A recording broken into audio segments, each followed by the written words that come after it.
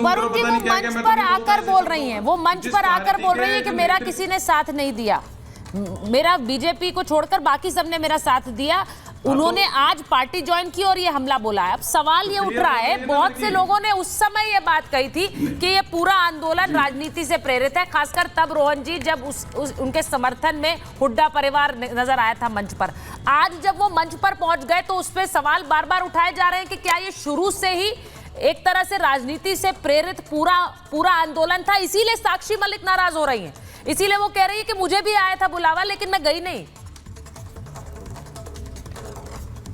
बिल्कुल सुचित्रा जी, देखिए ये जो पूरी स्क्रिप्ट जब चल रही थी उसका मुझे लगता है समापन हुआ, पूरे देश ने देखा। जो लोग भी उस समय पे आहत थे कि चलो क्या हो रहा है, आज उसको भी मुझे लगता है कहीं ना कहीं दुख होगा, क्योंकि स्क्रिप्ट तो है कांग्रेस के दफ्तर से लिखी गई थी।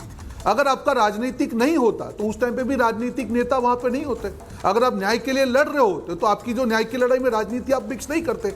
जब राजनीति पहले ही दिन से मिक्स थी, इसका मतलब है इसका अंजाम ये था। देखिए, मैं कभी कोई खिलाड़ी पे सवाल नहीं करता हूं, पर मुझे लगता है कि कहीं ना कहीं खिलाड़ियों के कंधे पे बंदूक रख के कांग्रेस अपनी सत्ता का निशाना जो साधने का विफल प्रयास कर रहा है, उसकी जनता, हरियाणा की जनता देगी। क्योंकि मुझे नहीं लगता है कि इस प्रकार की राजनीति कभी रंग लाती है। आप जब सवाल उठाते हो और पहले दिन से उसमें राजनीति करोगे और फाइनली ये स्क्रिप्ट है तो पूरे देश की जनता के सामने, और मुझे लगता है वहीं पे कोई इशारा जो है साक्षी मलिक ने किया, क्योंकि वो भी इस आंदोलन में थी और वो अगर आप वो नहीं जुड़ी है तो कहीं वो भी आज दिख रही है। देखिए, मूल सवाल क्या है यहाँ पे, हम जो अलग अलग जो बातें कर रहे हैं रुचिरा जी, कहीं ना कहीं अब विपक्ष को लग रहा है कि अब जो है धर्म की तुष्टीकरण का जवाब है, जाति का डिवीजन है। ये एक पूरा खतरनाक खेल देश की राजनीति में चल रहा है। आज जो विपक्षी नेता जाति के हर चीज में जाति पूछते हैं, वो आज इतने आगे बढ़ गए, जो क्रिमिनल है उसमें भी जाति को लेके आ गए। इससे बड़ी खतरनाक चीज क्या हो सकती है सुचित्रा देश के लिए, कि जो क्रिमिनल है, जब एक साथी ने कहा कि वो वांटेड था, उसके खिलाफ ये था, अगर उसमें भी ये जाति ला सकते हैं तो आप समझ सकते हैं कि इनकी मानसिकता कितनी बुरी तरीके से सत्ता के पीछे चली गई है कि कुछ भी हो जाए,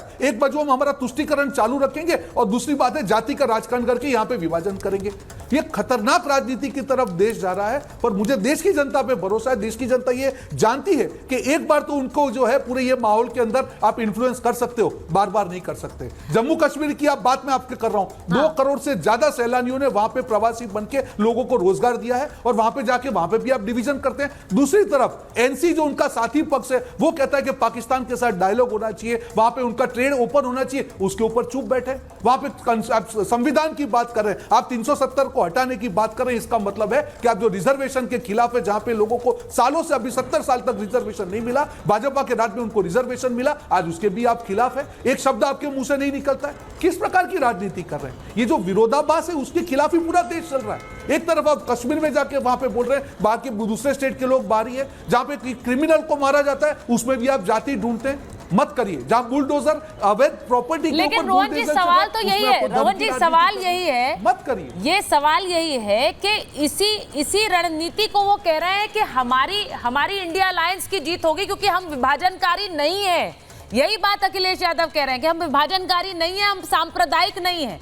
वो जाति भले ही ढूंढ ले एनकाउंटर में कि भाई मंगेश यादव है तो मारा है, वो भले ही बाहरी कह दे पूरे देश के लोगों को, चाहे देश भर के लोग कश्मीर जाएं, अगर वो वहां बस रहे हैं तो वो बाहरी है प्रोफेसर कुमार, वो नहीं है कश्मीर के लोग। ये डिवाइड कश्मीर और इंडिया, ये हम इसके खिलाफ तो लड़ते आए ना जाने कब से कि कश्मीर भारत का हिस्सा है। एक बार फिर वहां जाकर कश्मीर और इंडिया वाली बात उन्होंने कर दी, और वो सांप्रदायिक नहीं है, ना ही वो विभाजनकारी है।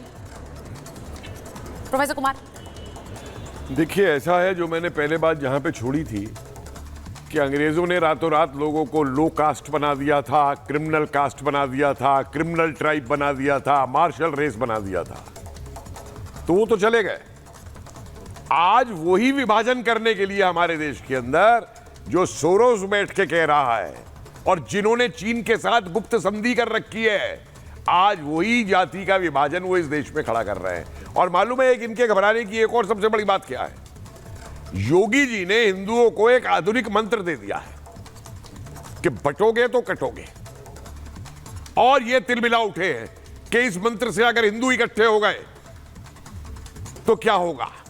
और मैं तो ये कहूंगा कि योगी जी ने जो आधुनिक मंत्र दिया है, हर हिंदू को ये मंत्र का उच्चारण रोज सुबह शाम करना चाहिए, अपने बच्चों को सिखाना चाहिए ये मंत्र, कि जो सदियों से कटते चले आए इस जातिवाद की वजह से, और उन चीजों की वजह से और आक्रांता हावी होते रहे।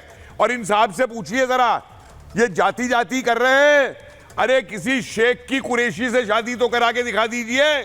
ठीक, ये सीधी बात। अब हिम्मत है तो किसी पसंदा की शादी तो करवा दीजिए, शेख के साथ में या खान के साथ में। अजीज खान साहब, बड़ी हिम्मत करके आप जाति जाति की कह रहे हैं कि हम जोड़ने वाले हैं, पहले उनको तो जुड़वा दीजिए। ठीक है, जो आपके वोटर है। एक बार मैं अजीज खान सारे क्रिमिनल ही आपकी जाति के रहेंगे, काउंट कर लीजिए। अजीज खान साहब और अवधेश जी को लीजिए जरा स्क्रीन पर। एक ये बात चर्चाएं जब अब हम आज जब ये बात कर रहे हैं अजीज खान साहब, मुझे पता है कि सारे राजनीतिक दलों ने उस समय टिप्पणियां की जब विनेश फोगाट और बजरंग पूनिया और ये सब लोग प्रदर्शन कर रहे थे, और उस समय बार बार ये बातें पूछी गई कि क्या ये राजनीति से प्रेरित है, क्या इस आंदोलन के पीछे कांग्रेस का हाथ है, ये पूछा गया।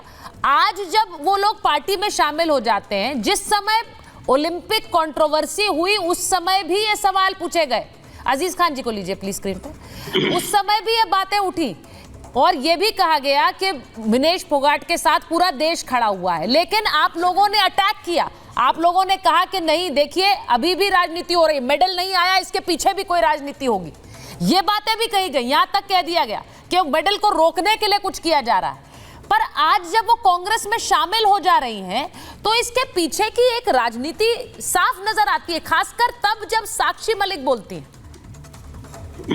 देखिए सुचरिता जी, एक बात आप समझो, मैं कह रहा हूं कि ये खिलाड़ियों के लिए ये जो काल है वो अमृत काल नहीं है, ये इससे बुरा दौर नहीं रहा होगा शायद जिंदगी में। जिस तरह खिलाड़ियों को प्रताड़ित किया गया, प्रताड़ित करने का प्रयास किया जा रहा है, और मैं बता रहा हूं इस सरकार ने खिलाड़ियों को हर तरीके से जहां जैसे मौका मिला है उनको कहीं ना कहीं उनको अपमानित किया है। आप कह रही साहब ये खिलाड़ी, आप हरियाणा की बात कर रही हैं, हरियाणा में तो खिलाड़ियों का समझिए पूरा वहां नर्सरी है, लेकिन हरियाणा के तमाम हमारी बहनें किस तरह उन्होंने अपनी अजमत को बचाने के लिए मांग किया इसी सरकार से, लेकिन सरकार नहीं चाहती, सरकार ने ध्यान नहीं दिया। आप कह रहे राजनीति हो रही, अगर कोई बैठ करके जंतर मंतर पर प्रदर्शन कर रहा है और ये कह रहा कि मेरे साथ फला फला हरकत हुआ, और आप उसे कहीं राजनीति से जोड़ रही है, अफसोस है मुझे। कम से कम उसे न्याय दिलाने की बात करने के बजाय आप कह रहे कि साहब वो राजनीतिक परिदृश्य चल रही है। और दूसरी बात, दूसरी पार्टियां अगर ऐसे मौके पे उनकी मदद के लिए गई तो उसमें बुराई क्या है, जाना भी चाहिए। कोई अगर आहत है तो उसकी मदद होनी चाहिए। दूसरी बात, आप कह रहे विनेश फोगाट, आप उन्होंने कांग्रेस ज्वाइन कर लिया, क्या बुराई है? लोकतांत्रिक अधिकार है हर शख्स का, वो किसी भी पार्टी को कभी भी ज्वाइन कर सकता है, लेकिन यह मतलब नहीं है कि जो वो प्रदर्शन हुआ जंतर मंतर पे वो उसका इससे कोई लेना देना है। वो एक अलग परिदृश्य था, खिलाड़ी बहनों के साथ तमाम तरीके का दिक्कत हुआ, वो कहीं ना कहीं उनके साथ हरकतें हुई, तमाम बातें हुई जो कि उन्होंने खुद ही कहा, लेकिन जिस पर आरोप लगा उसके साथ बीजेपी लगातार खड़ी रही, अडिग रही। अच्छा, ये खिलाड़ियों का सम्मान है।